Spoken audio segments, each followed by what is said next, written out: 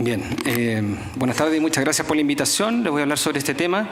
Primero contarles que la palabra citis viene de la palabra griega ascos, que significaba estas bolsas o recipientes donde se guardaba el vino, y que aparece cuando el gradiente venoso portal hepático es mayor o igual a 8 milímetros de mercurio.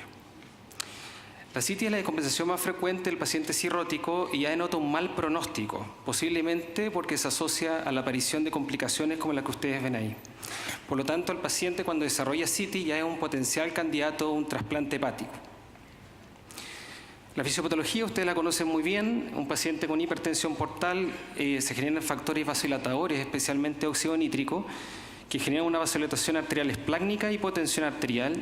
Así se estimulan los vasoreceptores de alta presión y se activa el sistema renina-angiotensina-aldosterona, el sistema nervioso simpático y la ADH. Esto genera retención de sodio y de agua y ascitis y edema. Cuando predomina la ADH también se produce hiponatremia, y cuando predomina el sistema nervioso simpático se genera vasoconstricción renal y de otros territorios no esplácnicos, generando posible un síndrome hepatorrenal. El diagnóstico es fundamental y muchas veces se nos olvida esto y siempre hay que estarlo recordando. Hay que saber que hay otras causas que generan ascitis. Siempre en todo paciente con ascitis debemos hacer una paracentesis diagnóstica y descartar una peritonitis bacteriana espontánea y medir el gradiente de albúmina en el suero y en el líquido ascítico, que es hipertensión portal cuando este mide mayor o igual a 1.1 con una sensibilidad sobre el 97%.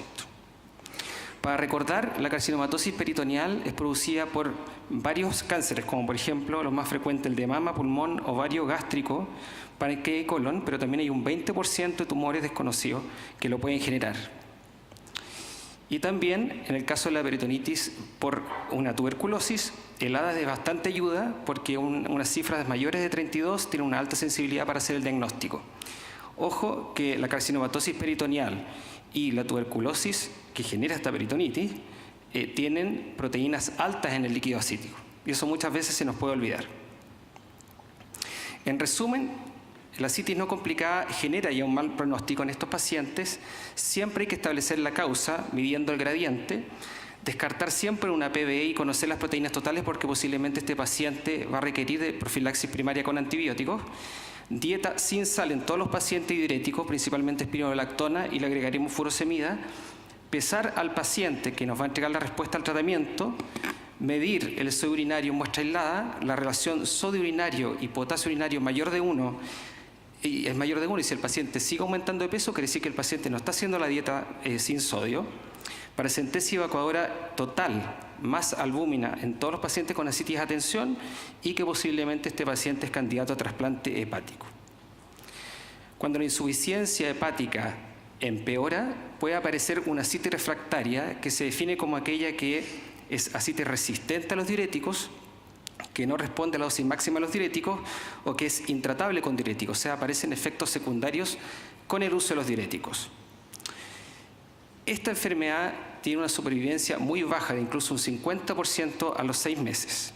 ¿Y cómo la podemos tratar? Bueno, primero debemos valorar a este paciente para trasplante hepático. A todo paciente le vamos a hacer paracentesis evacuadora total más albúmina, 6 a 8 gramos por litro, si extraemos más de 5 litros. Y le daremos diuréticos si estos pacientes aún eliminan sodio urinario más de 30 miliequivalentes al día. Y también deberíamos considerar, para disminuir la frecuencia de las paracentesis, midodrina 5 a 7.5 miligramos cada 8 horas si la presión arterial media es baja. Y si la presión arterial media es baja de por sí o tiene una presión arterial sistólica menos de 90, deberíamos suspender el betabloqueo y ligar si es que tiene varices. También en los que se puede, agregar albúmina 40 o 50 gramos a la semana a domicilio, en aquellos pacientes que es posible, obviamente. Si esto tiene una buena respuesta, mantendremos el tratamiento y paracentesis repetidas. Ahora, si las paracentesis aumentan más allá de una vez al mes o hay alguna falla técnica que lo impida, evaluaremos si es factible el trasplante en este paciente. Si no es factible, usaremos terapias paliativas como el shunt peritoneo venoso o el sistema de alfa-pump. Y si es factible el trasplante y la insuficiencia hepática no está muy avanzada y cumple los criterios que muestra ahí, este paciente debería ir a un TIPS como puente para el trasplante. ¿Qué es lo que es el shunt peritoneo venoso? Bueno, este es un dispositivo que se coloca en el peritoneo y que va hacia la vena cava superior. Y el alpha pump es el mismo dispositivo que va del peritoneo hacia la vejiga.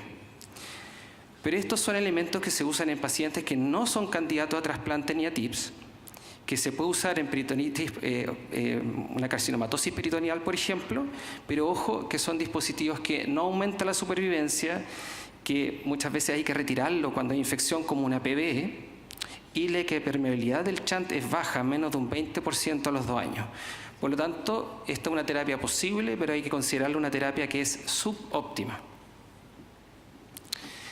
En el TIPS han aparecido varios metaanálisis y estudios de buena calidad que han demostrado que en pacientes con ascitis refractaria aumenta la supervivencia de los pacientes si los comparamos con aquellos que solamente requieren de paracentesis o evacuadora más albúmina. Por lo tanto, una alternativa importante. Ahora les voy a contar sobre injuria renal en el paciente eritótico, algunas palabras sobre esto. Bueno, este es un estudio que demostró que en pacientes cirróticos hospitalizados el 1% aproximadamente presentaba una falla renal crónica y una injuria renal aguda aproximadamente el 19%. De las injurias renales agudas de estos pacientes, por renal o obstructiva en menos del 1%, intrarrenal por necrosis tubular aguda o glomerulonefritis en aproximadamente un 32%, y prerrenal fue lo más frecuente, 66%. De los prerrenal, aquellos que fueron volumen, que respondieron al volumen, es un 66%, y aquellos que no respondieron al volumen, o sea, un síndrome hepatorrenal, aproximadamente un 34%. El problema es que muchas veces tenemos dudas para saber si es que esto se trata de un problema prerrenal o de una necrosis tubular aguda. Y ahí se ha demostrado que algunos biomarcadores, como por ejemplo en el GAL, nos puede ayudar para diferenciar esto. El GAL urinario mide el daño tubular. Y se ha demostrado que, por ejemplo, en ese gráfico que ustedes ven ahí, que la necrosis tubular aguda está muy elevado y en el daño prerrenal está bastante bajo. En el síndrome hepatorrenal estaría en un nivel intermedio. Pero esto en un futuro cercano nos podría ayudar a diferenciar, hacer el diagnóstico diferencial, cuál es la causa de la falla renal en estos pacientes. Para hacer el diagnóstico de síndrome hepatorrenal, hoy en día han cambiado un poco los criterios. Primero debemos saber que hay unos nuevos criterios, que son los criterios de injuria renal aguda por el Club Internacional de la Ascitis, que los divide en 3 etapas.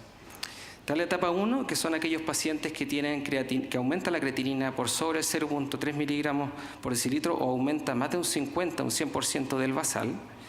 La etapa 2 son aquellos pacientes que aumentan la creatinina sobre el 100%.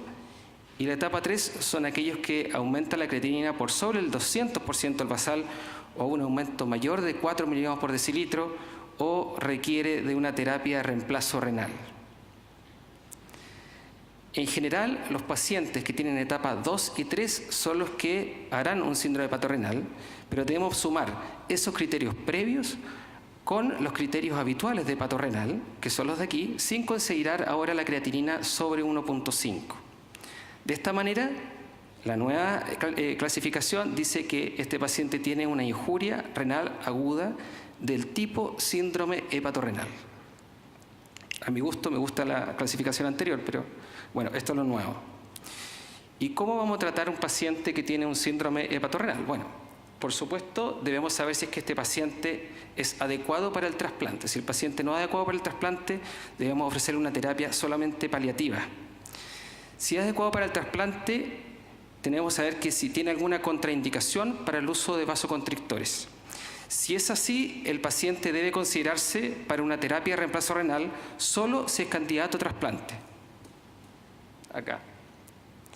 Si el paciente no tiene contraindicación para el uso de vasoconstrictores, vamos a iniciar el tratamiento con terlipresina más albúmina, pero si esta no está disponible, como ocurre en algunos hospitales, iniciaremos el tratamiento con noradrenalina más albúmina. Si la función renal no mejora, vamos a considerar la terapia de reemplazo renal en el paciente que es considerado para trasplante. Si es que responde a la terapia, vamos a mantener el tratamiento en general hasta que haya una respuesta completa, que se define con una creatinina menos de 1.5 o como puente para el trasplante. En resumen, de ascitis refractaria y hepatorrenal, entonces, debemos descartar siempre otras causas de falla renal Vamos a remitir a un centro de trasplante hepático a todos los pacientes con ascitis refractaria y hepatorenal siempre. Vamos a iniciar como primera línea vasoconstrictor y albúmina intravenosa y vamos a considerar hemodiálisis si no hay respuesta a los vasoconstrictores más albúmina en aquellos pacientes que son candidatos a trasplante. Eso, gracias.